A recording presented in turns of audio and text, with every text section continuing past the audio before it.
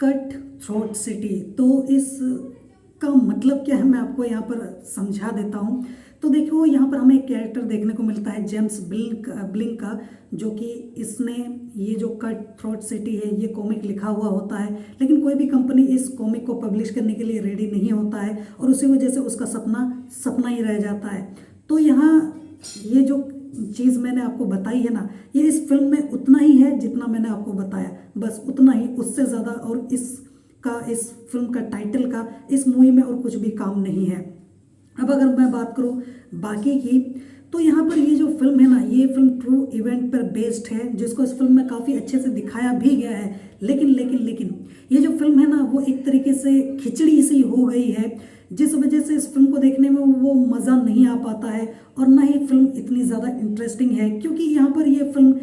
इतनी सारी चीज़ों पे फोकस करने के चक्कर में ना एक तरीके से भटक जाती है और हमें क्या दिखाना चाहिए, क्या बताना चाहिए और किस तरीके से उस चीज़ को हमारे सामने रखना चाहिए, ये मतलब एक तरीके से फिल्म समझ ही नहीं पाती है और हमें समझा भी नहीं पाती है। वैसे देखा जाए तो फिल्म में दिखाने को काफ़ी कुछ था जो हमें देखने को भी मिलता है और एक तरीके से फिल्म में उसको प्रेजेंट भी उस तरीके से किया गया है, पर परेशानी क्या है पता है, वो तो मैं आपको बताऊंगा। जैसे इस फिल्म में फ्लड भी दिखाया गया है, इस फिल्म में एक इंसान यानी कि मैंने बताया था ना जेम्स ब्लिंक, उसका हमें करियर भी दिखाया गया है। इसके अलावा हमें रॉबरी भी देखने को मिलती है,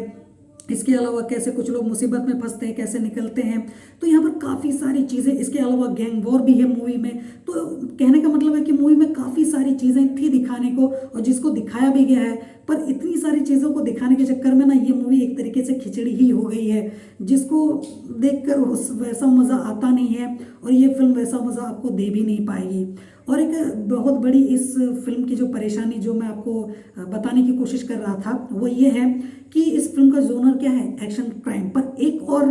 यहाँ पर मैं इंक्लूड करना चाहूँगा वो है ड्रामा, जिस वजह से ये जो पूरी फिल्म है ना एक तरीके से रायता फैला देती है। वो इसलिए क्योंकि यहाँ पर इस फिल्म में जो देखा जाए तो फिल्म में एक्शन भी है और क्राइम भी है, लेकिन इसको आप एक तरीके से बोनस मानकर चलो, क्योंकि फिल्म में जो एग्जैक्टली हमें देखने को मिलता है वो ड्रामा ही है और जो ड्रामा हमें देखने को मिलता है वो इतना ज़्यादा स्लो और बोरिंग है ना कि मतलब आपकी आंखें थक जाएंगी और तब जाकर आपको कहीं फिर एक्शन और क्राइम देखने को मिलेगा, तो तब तक फिल्म आपके बर्दाश्त के बाहर ही हो जाएगी। तो कुछ इस तरीके की ये फिल्म निकल कर आती है, तो उसी वजह से मैं आपको ये फिल्म रिकमेंड तो नहीं करना चाहूँगा किसी तरीके से। हालांकि ये फिल्म देखा जाए तो एक ऐसी फिल्म है जिसको कुछ अलग तरीके का कंटेंट देखना पसंद है, तब तो ये फिल्म आपके लिए, वरना रेगुलर ऑडियंस को तो मैं यही बोलूँगा कि ये फिल्म आपके लिए नहीं है, आप इस फिल्म से दूर रहो, इस फिल्म को आप नहीं देखो तो ज़्यादा बेहतर होगा। क्योंकि ये 2 घंटे की फिल्म है और फिल्म इतनी ज़्यादा स्लो है ना कि आपसे झेला नहीं जाएगा और फिल्म को आप उतना देर तक बर्दाश्त भी नहीं कर पाओगे, तो इससे अच्छा है कि आप फिल्म ना ही देखो तो ज़्यादा बेहतर होगा। बाकी फिल्म की अच्छाई बुराई कमियां मैंने सारी चीज़ें आपको यहाँ पर बता दी हैं, तो उसी वजह से मैं आपको यही बोलूँगा कि आप इस फिल्म को ना देखो तो ज़्यादा अच्छा होगा। ऊपर से यहाँ पर इस फिल्म की जो डबिंग है ना इतना घटिया की गई है, फिल्म के काफ़ी ऐसे मतलब डायलॉग्स हैं जो समझ में नहीं आते या फिर वो सीन और सिचुएशन के साथ मैच नहीं होते हैं, तो ये भी एक बहुत बड़ी समस्या है जहाँ पर आपको खुद से अपना दिमाग लगाकर सभी चीज़ें समझनी पड़ती हैं, तो ये थोड़ा सा मुझे और एक ड्रॉबैक लगा है। तो उसी, हालांकि फिल्म हिंदी में अवेलेबल है और आप इसको सबके साथ बैठकर देख सकते हो, एंजॉय भी कर सकते हो, पर मुझे नहीं लगता कि आपको इस फिल्म को देखने की ज़रूरत है और आपको इस फिल्म को देखने में अपने 2 घंटे देने चाहिए। बाकी देखना ना देखना वो तो आपकी मर्जी है।